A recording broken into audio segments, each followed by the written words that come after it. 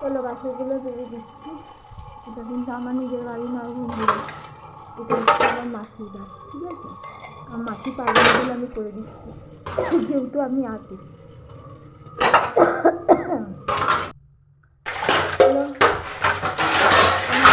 সাথে কতদিন থাকবো আমি এখানে? 1 বছর থাকবো।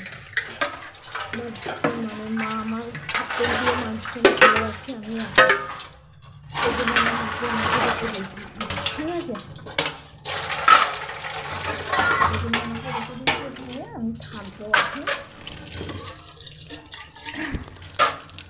আমি ভাঙা বাড়ি বলে একা বলে আমাকে আমি অবশ্যই এখানে থাকে, পড়াশোনা করে।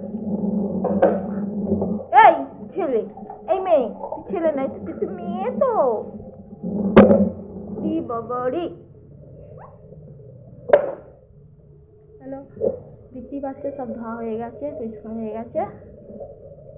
না, বেশিটা এখনো পরিষ্কার করিনি।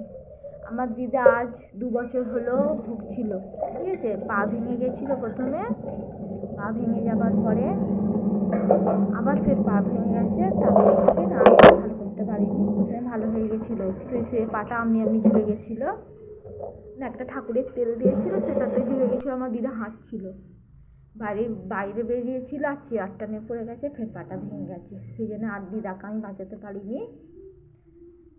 পুরো আমার মানে আপন বলতে ওই ছিল আমার। চলো, সকালে একজন দাদা এসেছিলো মাছ বিক্রি করতে, চলো কী কী মাছ আছে এই দেখো। এগুলো কি মাছ বলো তো? পমফ্রেট মাছের মতন দেখতে, তাই তো? চাঁদা মাছ আছে, আর আছে মোরলা মাছ, দেখছো?